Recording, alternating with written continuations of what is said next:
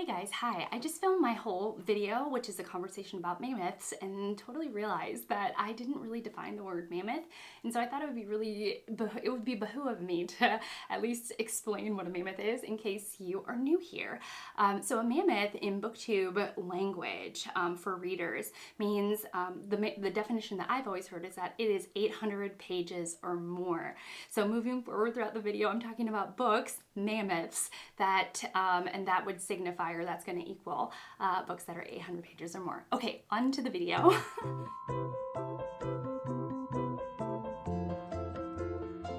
Hey everyone, hi, welcome back to my channel. I'm Shelly, and today I'm going to be talking about a couple of mammoths because I have read a handful this year.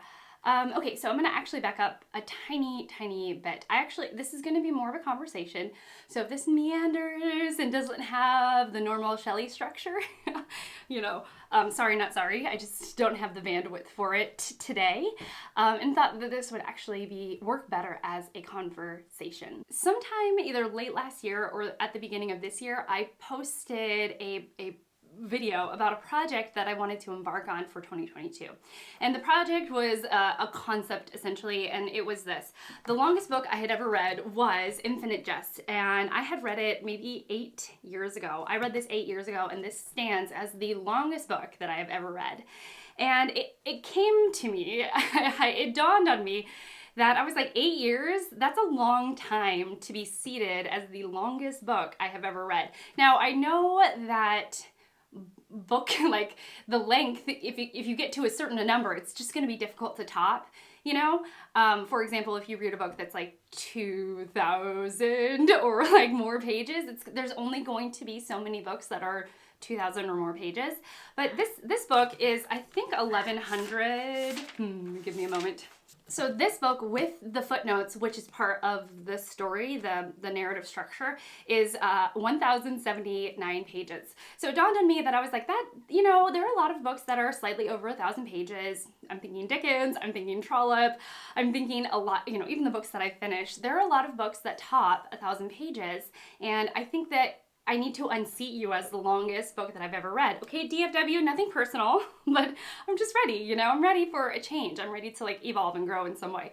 So I set myself the project to read something longer than Infinite Jest so that I can now have a new ruling mammoth of my life and something that, is like the mammoth that I've read, that kind of thing. So I have read a couple of books. I've read 2 books, I believe, that do top Infinite Jest. So I first read Gone with the Wind. This is a pocket paperback edition. I think the hardcover is a little over 800 pages, but this pocket paperback edition is 1,448 pages. So I read Gone with the Wind earlier this year, so technically this is the longest book that I've ever read, but a lot of this is the formatting, the fact that it's a pocket paperback, which, does matter. So then after Gone with the Wind, you would think I would be done with mammoths, but no. Instead, in March, for March of the Mammoths, which was such an awesome event, by the way, this encouragement to read something longer or more epic than one would normally choose. That's kind of what I'm thinking about. But anyways, for March of the Mammoths, I read War and Peace, and I really enjoyed this. I enjoyed most of it, I should say. And this comes in at, give me a moment. I did not plan ahead if you didn't notice. So War and Peace is 1,358 pages. So I have successfully unseated Infinite Jest as the longest book that I've ever read. And technically it would be the longest book I've ever read is Gone with the Wind. Though I think in terms of word count, I definitely think War and Peace tops Gone with the Wind in terms of just word for word. I think there are more words crammed into War and Peace than there are crammed into Gone with the Wind. Though I'm not going to do a word count and I'm not going to look it up, so I'm just assuming it, So anyways, I have successfully unseated Infinite Jest with my mammoth project, and I figured I would share a couple of things that I've learned about mammoths. And a lot of this is inspired by, or the thing that finally got me to make the video is from Criminali. Criminali did a video about, are mammoths too long? And then he talked about the way that we spend our time and the difference between a mammoth and a not mammoth. But anyways, but what Olly had us do, he said, grab the last 10 books that you read and see how many you can hold in your hand. Well, I've read, I mean, like, the part of the last 10 books I've read is War and Peace. And so, you know, I could probably do like War and Peace and then like the Luminaries I read recently. So I could do two.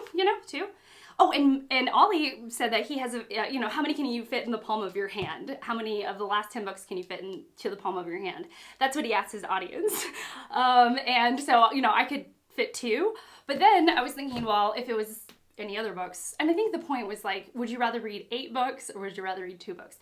So the other, if we're using our hand for a measurement, right? Then, which Olly said that he's got very like large hands. Well, Olly, I know I seem so sweet and nice, but like I have a very large finger span as well. I've always been told I have pianist hands. So for the piano and all, not, you know, other things, you know, in case you misheard. Anyways, criminality must be in my mind, August is going on, so like, you know, just clarifying that not everything is in the gutter, y'all. Okay, I am moving on. So I pulled off just some books that I could have read that are more like normal size, like average books, and I'm going to see how many fit in my hand right now, and that is, so I have this stack, and this stack just sits like up there. I'm not picking it out on purpose because of the length, but right here I have these books. So I have six books that I can fit into my finger span, but I know I can fit more, so I'm gonna say. I grabbed 2 Agatha Christie books. So I think Olly's hand span is slightly bigger than mine because I can fit 8 books. 8 books in my hand span, whereas I can fit 2 mammoths, just like Olly, in his hand span as well. Okay, so we've done our test. So what Olly was driving at with the hand width measurement kind of deal is, at least for him, would you rather, or is it better, or would you prefer to read 4 books, you know, depending on your hand span, would you rather read 4 books, or would you rather read 4 average books, or would you rather read 1 mammoth? And of course, Olly was really diplomatic in saying, it just depends. It depends on the writer and the world that they occupy and how much you're getting along with it and how you want to spend your time and where your time goes. And then he launched into a discussion about mammoths in general. Well, as somebody who's read quite a few mammoths, on top of Gone with the Wind, I think you probably saw it in the opening, and War and Peace, I read the Luminaries, which I mentioned already, and I've read Diana Gabaldon's Outlander, which is more than 800 pages, and I have read The Mirror and the Light by Hilary Mantel, which is 700 plus pages, but is kind of known as like a slower reading work. So those are essentially the mammoths that I finished this year, and here is what I have learned about mammoths. So mammoths in general challenge me as a reader. I would say that mammoths, I'm the kind of reader that I like to know what's going on all of the time. I like characters to be introduced very sort of systematically, if it was my preference, right? I don't want to be overwhelmed with characters. I want them to be introduced very systematically. I kind of want to know who they are and get a grasp for who they are and their role in the story before we move on. I know that's kind of a lot to ask. I also, you know, sometimes I want to be sucked in right away, and mammoths really challenge those ideas for me, those routines for me as a reader, I suppose you could say. So mammoths, they often have like huge character lists, which, you know, I feel like is a trait of a mammoth. So they're here with the Hilary Mantel, The Mirror and the Light book. You have a cast of characters that is, you know, several pages long right here. I mean, you're still going, so that's the end. The same thing with War and Peace. There's over 100 characters. The Luminaries also has a very nice character list at the beginning. You know, so that is a part of it. And I think, or I would assume, or maybe you all can tell me, that the author does that because the characters can be hard to keep track of. Keeping track of the characters is part of the challenge of this read, which is why the author, I'm assuming, or the publisher is saying, hey, we need to cast the characters in the beginning to at least keep some things straight for the reader. And sometimes when that happens, when I have to keep characters straight, or when I'm challenged to keep characters straight, I suppose, that is challenging for me, and that pushes me outside of my comfort zone as a reader. And sometimes I have to let go of knowing who every single character is, and sometimes I have to be okay with not getting every single detail about every single character, and that kind of thing. So in one sense, in one way, I suppose, Mammoths challenge me and the how comfortable I am as a reader going into a book. The next thing that Mammoths do or have done for me is that they test my patience. They definitely test my patience as a reader. And what I mean by that is that sometimes there are books that it takes like hundreds of pages to build a world, to create a setting and go through the rules and the constructs of society, and that can take a really long time, sort of laying out the groundwork for the rest of the novel. And for me, like when I first experienced that, it was the Iliad or by Homer, where I felt like the first 16 books were pure world building, and then in the 17th book the plot took off, and I really was thankful about, for the world building and getting me to the point of the Iliad where it does take off and really kind of have this beautiful momentum until the end, around book 17, I would say. And so like there's this testing of patience and this building of trust in the author that they're going to create a satisfying ending, or they're going to create a satisfying story.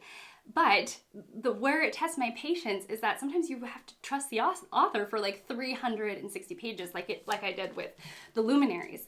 The Luminaries, the opening the first chapter is 360 pages, for good reason, by the way. I mean, it's a great book, but it is a lot to ask of a reader to be like, trust me, this will be worth it. I think this will be worth it, and I know what I'm doing, and I'm going to give you an amazing story, and you're going to have to be okay with being confused, and you're going to have to be okay reading through 360 pages of like world building and setting the stage and laying out the intricacies that are going to later come together in the rest of the book, And so there is like this trust that I have to build with the author that they're going to really like take it home for me in the end. Now, here's something I haven't quite experienced, and I'm curious as to if you all have had this experience, and the way that this experience that I'm about to describe maybe has shaped the way that you interact with Mammoths. But I could imagine a scenario in which you have put a lot of trust in the author, and that you are building that relationship, and you're trusting, of course, that the author is going to pull it off in the end. It's all going to come together. It's going to be really satisfying. It's going to be really amazing. But instead of it being really satisfying and really amazing, the author really lets you down. I wonder if in that scenario, what does that do for you and Mammoths? Does it do nothing? Maybe you now have a failed trust in the author, or maybe you realize that author is someone you don't want to pick up again. I would be interested to know, those of you who have read Mammoths and like really put that effort in, but found the experience disappointing in the end. What does that do for you and Mammoths? Does it do nothing for you? Because I have had really positive experiences with my Mammoths, and I really can't imagine reading something where at the end I was really dissatisfied. I think that would actually probably put me off to picking up longer, bigger, chunkier books. Oh, and the final thing I wanted to talk about is actually that of time. So I talk about my patience and my trust in an author and building the story and knowing that it'll go somewhere, but sometimes the Mammoth experience for me almost expires with how long that I've spent with the book. For example, I feel like I'm not picking up the read enough, and I have taken a bit too long with the read, and therefore like my relationship with the book is a little more tenuous. There's a little more tension in the novel, between me and the novel, not necessarily the storyline of me, but between me and the novel, and that can really kind of shape how I feel about reading longer books. And so, for example, I remember when we were reading The Mirror and the Light, I was really excited to get to this because it's the third book in the Hilary, Mantel, Thomas Cromwell series, which I really, really loved. I did love this book as well.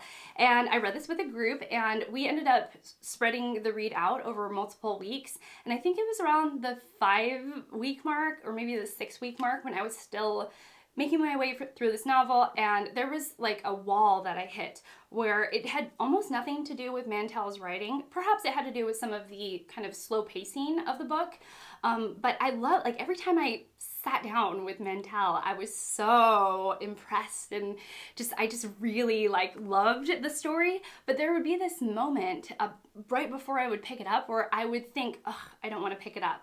And I realized that ugh feeling, that icky feeling, the feeling that I don't want to pick up a book, often has to do with the fact that I have been reading it too long. Like, there is a statute of limitations on how long I can read a book, and so I realized that with myself with Mammoths, that I don't want to be reading a Mammoth for more than, let's say, 5 weeks. For example, hilariously, War and Peace, I had finished all of the novel except for epilogue 2 at like week 5, and then I put this aside for 6 days before I picked it up again for epilogue 2. And then I finally finished out the novel. But I feel like that moment came where I was like, I'm done reading it. I don't want to read it anymore. I'm kind of done with the story. I feel really satisfied. I enjoyed my experience, and I'm ready to move on. And yet, like, the last sort of 30 pages really kind of haunted me until I finished it. But I think it was less about me and Tolstoy and his novel, and more about me and the time that it took me to read it, and the impatience that I had with myself in order to just finish the book. So now that I know about myself as a reader and the time that I have the patience to read a Mammoth, I've actually started working around like my Mammoth reading in some ways. So I like to start a Mammoth in a space of time where I could likely finish it in 5 to 6 weeks. And moving forward, I'm using that sort of measurement and that knowledge about myself and my feelings towards Mammoths to shape the way that I plan longer reads in the future. For example, I have a vacation, or I'm going on vacation to visit family in the summer, and I was planning a buddy read of a longer book, and it was just like decided. I just knew in my heart that I didn't want to be reading it like the first half before vacation, and then go on vacation and then finish it in the second half, because it would feel like I was reading this Mammoth for 8 or 10 weeks, and I know that for me that would almost immediately be like the nail in the coffin for a good experience. I would probably have a not great experience, or I could, work on myself and the way that I feel about reading books for longer than 5 weeks. But, that's just way too much work. I'd rather just start a Mammoth where I have, the time, the space of about 5 weeks to finish it. Of course, reading other things in between, but not like piling too much on, giving myself the time to finish it within that time frame. So that's kind of interesting.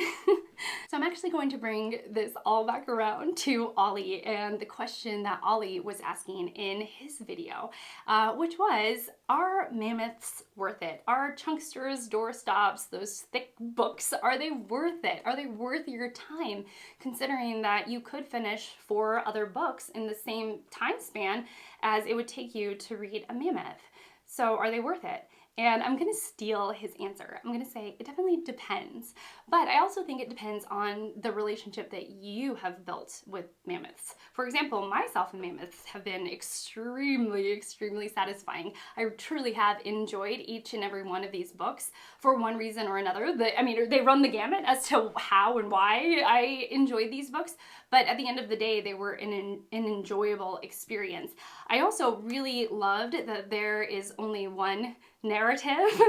Often in the story they're doing one narrative, and there's the story arc, and it's all contained in a single volume, versus I'm not really a series reader, because even though I like spending time with the characters, sometimes I find the cycle, the formatting, I suppose, or like the pacing, what is it, the tropes? What word am I talking, give me a second. sometimes I can find the plot formulaic, I guess. And sometimes when I can feel a formula, I immediately get kind of like irritated, or like, I don't really want to read this if I understand the plot formula. And so I typically kind of stay away from series because that's just not the kind of reading that I like. Whereas a single volume of a Mammoth is something that I would more likely pick up because the whole story is contained into one binding, one book, which is somehow more satisfying for me instead of having to like keep going and then hoping that the author builds a bigger narrative among these smaller narratives in every book, and that there is like a story arc throughout the series. To me, that's like a lot of time and energy sunk into it. Whereas I'm like, I could do one long novel, but I can't do one long series. So there's that. I've been sitting here for like a full 2 minutes thinking about if Mammoths are worth it. I would say at the end of the day, if I like what the author is doing, especially in those first couple hundred pages, and they've got me in some way or another, whether they're building a really interesting plot, they've introduced some really fascinating characters that I would like to get to know, they are building a world that I want to occupy for longer than a couple of 100 pages, if they've enticed me in some way, perhaps they're building some sort of mystery, or they're building towards something, or I might just find their narrative voice extremely compelling, then yes, in that case, I really do think that Mammoths are very, very satisfying, and I do enjoy the time that I put in them to read them. I think for me, very, very personal, of course, that I would much rather read a Mammoth more than more than I would like to watch a great television show, that kind of thing. Considering like hour for hour, time for time, like the way that you would balance your time. If someone was like, oh, you can watch a really great show or you could read a wonderful Mammoth, I would choose the Mammoth. Now, the opposite is true too, though. If I didn't like where the author was going, if I felt like a lot of the pages were filler writing, if I didn't care for the characters or the world that they were building, and I knew that I was probably going to get 8 or 9 or 1,000 or 800 or 900. That's what I was like, 8, 9, 1,000, but 800, 900 or 1,000 more pages of a voice that I don't care for, a narration that I really can't connect with, or characters that I find despicable, or like I feel nothing for them, then of course I would probably put that Mammoth aside because that's not how I would like to spend my time. So at the end of the day, it really does depend, but it's been a very fascinating and like self-discovery kind of journey reading a bunch of Mammoths, because I know that when I pick up a Mammoth and there's a cast of characters, I'm going to have to let go of my innate desire to keep track of every single little person in every single story.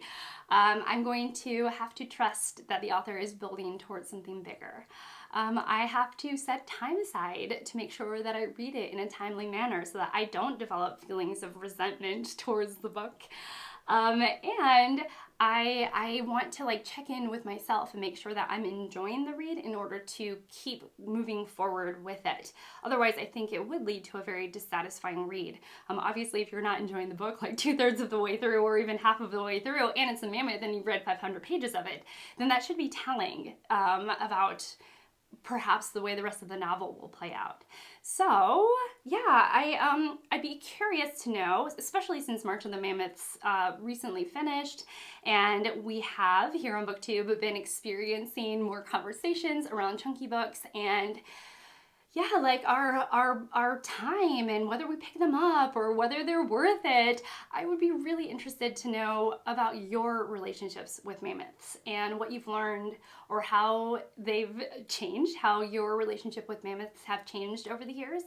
I'd be so curious to know. I'm like, I shared, it's your turn now.